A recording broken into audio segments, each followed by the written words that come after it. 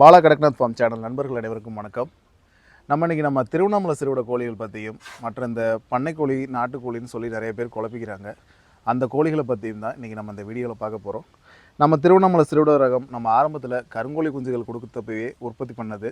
அப்போ ஆரம்பத்தில் 30 கோழி குஞ்சுகள்லேருந்து ஆரம்பித்தோம். அது நம்ம இங்கே சேலத்தில் கிடையாது, திருவண்ணாமலையில் தான் நம்ம அதை போட்டு அந்த பேரண்ட் ரெடி பண்ணிகிட்ருக்குறோம். இந்த கோழிகள் பற்றி ஏற்கனவே நிறைய வீடியோக்களில் சொல்லியிருக்கிறேன். இந்த கோழிகள் பார்த்திங்கன்னா 18லேருந்து 22 முட்டை வரைக்கும் வைக்கிறது, அடப்படுத்து நல்லாவே குஞ்சு பொறிக்கக்கூடியது. இதுதான் நம்ம திருவண்ணாமலை சிறுவிடை.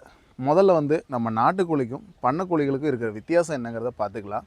நிறைய பேர் இன்னுமே இந்த சோனாலி கோழிகள், அசில் கிராஸ் கோழிகள் இதெல்லாம் நாட்டுக்கோழியான்னு கேட்குறாங்க. நான் சிறுவிடை கோழின்னு சொன்னேன்னா அது உங்களுக்கு அடப்படுக்குமான்னு சொல்லி கேட்குறாங்க. அதனால் இதை ஃபஸ்ட்டு இதை பார்த்துக்கலாம். எந்த கோழி முட்டையிட்டு அடப்படுத்து குஞ்சு பொறிக்குதோ அந்த ரகம் தான் நமக்கு நாட்டுக்கோழி ரகம். அதுக்கு பார்த்திங்கன்னா நம்ம திருவண்ணாமலை சிறுவிடை நம்ம கொடுக்குறது அது ஒரு சிறுவிடை ரகம். வேறு அரியலூர் சிறுவிடைன்னு சொல்லி அரியலூரில் சிலர் பண்ணுறாங்க.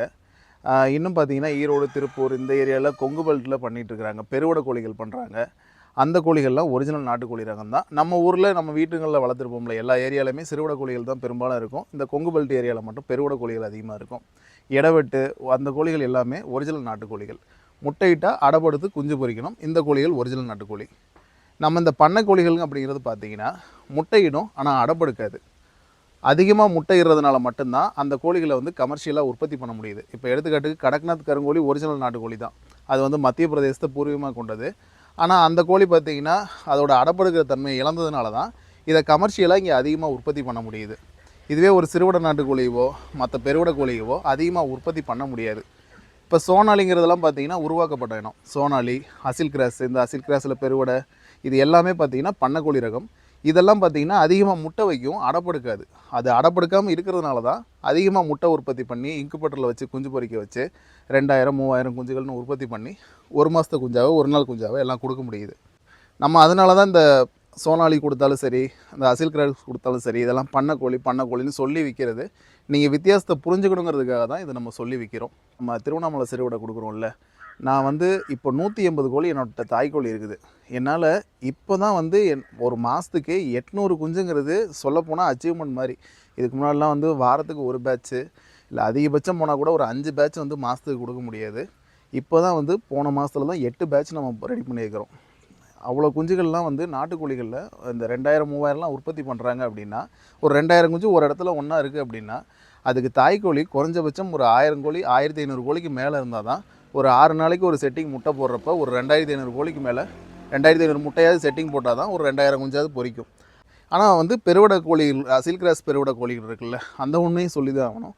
இந்த அசில் கிராஸ் பெருவிடை, இந்த கிராஸ் கோழிகளுமே மேய்ச்சல் முறையில் வளர்க்கும் போது ஓரளவுக்கு லுக் வைஸ் பார்த்திங்கன்னா நாட்டுக்கோழியோட லுக் தான் வருது. அதாவது ஒரு 80% 70%. அது யாருக்கு சூட்டபுள் ஆகும்னா, மேய்ச்சலில் சும்மா ஒரு 100 கோழி 200 கோழி வளர்ப்பாங்க, லோக்கலில் ரீட்டெயிலாக கேட்டு வராங்கல்ல, அவங்களுக்கு நம்ம விற்கிறதுக்கு சரியாகும். அடுத்தது பார்த்திங்கன்னா நம்ம திருவண்ணாமலை சிறுவிடை கோழி பற்றி சொல்லலாம். நம்ம இந்த திருவண்ணாமலை சிறுவிடை கோழிகள் பார்த்திங்கன்னா இதுக்கும் மற்ற சிறுவிடை கோழி ரகத்துக்கும் என்ன வித்தியாசம்னா, இந்த கோழி 18லேருந்து 22 முட்டை வரைக்கும் வைக்கும். நல்லாவே அடப்படுத்து குஞ்சு பொறிக்கக்கூடியது. இந்த கோழி பார்த்திங்கன்னா நாங்கள் அடை வச்சோம்னா ஒரு 18-20 முட்டை வச்சிரும். நாங்கள் முட்டையே வைக்கலன்னா கூட குறைஞ்சபட்சம் ஒரு 20 நாள் 30 நாளைக்கு சும்மாவே அடையில் கிடக்கும். மற்ற கோழிலாம் கூட 10 நாள் 5 நாள்லாம் அடை தெளிஞ்சிடும். இப்போ பெருவிடையெல்லாம் பார்த்திங்கன்னா நான் முன்னாடி வளர்த்ததெல்லாம் ஒரு 10 நாள் கூட அடையில் இருக்காது, தெளிஞ்சு ஓடி போயிடும். இதெல்லாம் குறைஞ்சபட்சம் ஒரு மாதம் வரைக்கும் அடையிலே கிடக்கும், போகவே போகாது.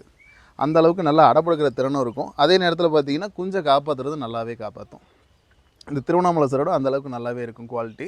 ஆனால் கோழியோட கலர் பார்த்திங்கன்னா இது நீங்கள் நார்மலாக எல்லா இடத்துலையும் பார்க்குற சிறுவிடை கோழி கலருக்கும் இதுக்கும் ஒரு சின்ன மாறுபாடு இருக்கும். இதில் நிறையா அந்த பாதாம் கலர் கோழிகள் அதிகமாக வரும். அது ஒரு ஸ்பெஷல். இதில் இந்த கோழி வித்தியாசமாக தெரியறதுக்கு. இந்த திருவண்ணாமலை சிறுவிடை ரகம் பார்த்திங்கன்னா இப்போதைக்கு புக்கிங்கில் தான் கொடுத்துட்ருக்குறோம். நிறைய பேர் ஒரு மாத குஞ்சு கொடுக்க முடியுமான்னு கேட்குறாங்க. நான் பண்ணைக்கோழிகள் வியாபாரம் பண்ணுறவங்க தான். அந்த சோனாலி கோழி, அசில் கிராஸ்லாம் பண்ணையில் பார்த்திங்கன்னா நானுமே பெண்ணாகரத்தில் பார்த்திங்கன்னா ஒரு 6 பண்ணையில் நம்ம கோழி குஞ்சுகளுமே விட்டு தான் ரெடி பண்ணி கொடுத்துட்ருக்குறோம். வேறு இப்போ திருவண்ணாமலையில் இந்த பேரண்ட் வச்சுருக்கிறோம். நாமக்கல்லில் சிறுவிடை ரெடி ஆகிட்டுருக்கு, அதுவும் கொஞ்சம் கொடுத்துக்கிட்டு தான் இருக்கிறோம். பெருவிடை மட்டும்தான் நம்மளால் பண்ண முடியல, மற்றபடி இதெல்லாம் கொடுத்துக்கிட்டு தான் இருக்கும். இந்த சிறுவிடை ரகத்தை ஏன் ஒரு மாதத்தை குஞ்சா கொடுக்க முடியலன்னா, வரதே இந்த இப்போ தான் 800 குஞ்சுக்கெலாம் வந்திருக்கு. ஒரு பேட்சுக்கு பார்த்திங்கன்னா மிஞ்சி போனால் 90லேருந்து ஒரு 100 குஞ்சு அதிகபட்சம் இவ்வளோ தான் பொரிச்சிட்ருக்கு. இதை உற்பத்தி பண்ணி இதை வச்சு பராமரிக்கிற அளவுக்கு நமக்கு இப்போ டைம் எல்லாமே ஒரு நாள் குஞ்சாவே புக் பண்ணிடுறாங்க. அதனால் 1 மாதத்து குஞ்சுகளாக நம்மளால் கொடுக்க முடிய மாட்டேங்குது. அது ஒரு காரணம். பெரும்பாலும் நம்மகிட்ட 1 மாத குஞ்சுகள் கிடைக்காது சிறுவிடை கோழிகளில். 1 நாள் குஞ்சா மட்டும்தான் நம்ம கொடுக்குறோம். சிறுவிடை கோழி பார்த்திங்கன்னா எங்கள்கிட்ட வந்துட்டு புக்கிங்கில் தான் கிடைக்கும். இப்போ அடுத்து ஒரு பேட்ச் அடை வைக்கிறோன்னா பெரும்பாலும் 131 முட்டை அந்த மாதிரி அடை வைக்கிறோம். அடை வைக்கிற பேட்ச் பார்த்திங்கன்னா நீங்கள் புக் பண்ணுறவங்களுக்கு அந்த பேட்ச் பொரிச்சது எவ்வளோ குஞ்சுகள் பொரிக்குதுன்னு சொல்லிவிட்டு அந்த குஞ்சுகளை உங்களுக்கு அனுப்பிச்சி வைக்கிறோம். அதிகமாகலாம் கிடைக்காது. அந்த 100 குஞ்சுங்கிற அளவு தான் பெரும்பாலும் கிடைக்கிறது. ஏதோ ஒரு சில சமயத்தில் 110 குஞ்சுகள் பொரிக்குது, ஒரு சில சமயத்தில் 90 குஞ்சுகள் கூட கிடைக்காது. அந்த மாதிரி தான் பொரிக்கும்.